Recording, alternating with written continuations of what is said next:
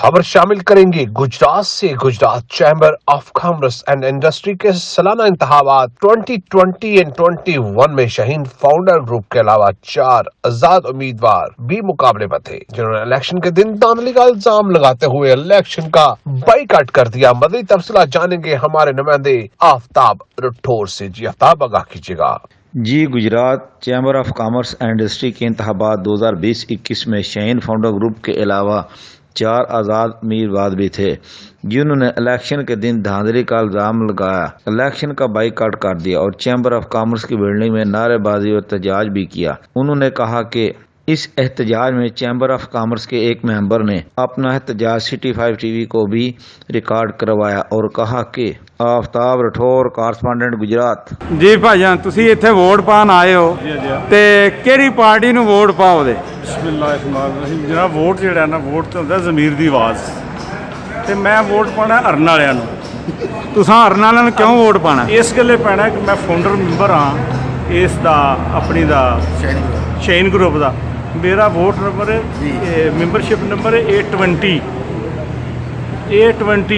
ਇਹ ਸਾਰੇ ਉਦੋਂ ਨਾ ਅੱਲਾ ਹੀ ਵਾਰਸ ਇਹਨਾਂ ਦਾ ਪੁੱਛਦਾ ਕੀਤਾ ਕੋਈ ਨਹੀਂ, ਅਸੀਂ ਤਫਜ਼ ਦਿੰਦੇ ਸਾਂ। ਦੱਬ ਕੇ ਬੋਲੋ। ਤੇ ਮੈਂ ਹੁਣ ਵੋਟ ਪਾਉਣ ਲੱਗਾ ਤਜਾਜਨ ਹਰਨ ਵਾਲਿਆਂ ਨੂੰ, ਜਿਹੜੇ ਆਜ਼ਾਦ ਖਲੋਤੇ ਨੇ ਉਹਨਾਂ ਨੂੰ।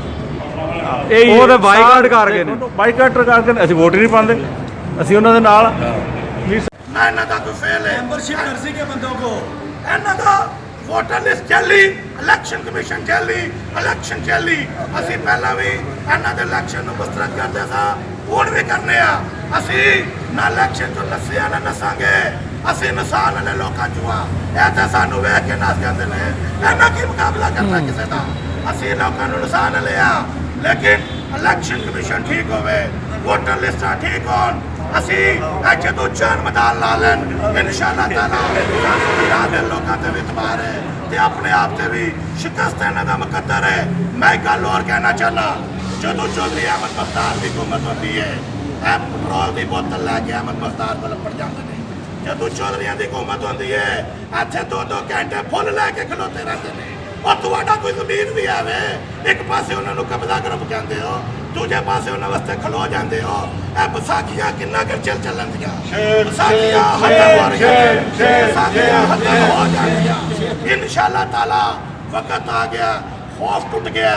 ਇਨਸ਼ਾਅੱਲਾ ਤਾਲਾ ਅਗਲੇ ਇਲੈਕਸ਼ਨ ਤੱਕ ਤੁਹਾਨੂੰ ਇੱਥੇ ਨਜ਼ਰ ਨਹੀਂ ਆਉਣਗੇ।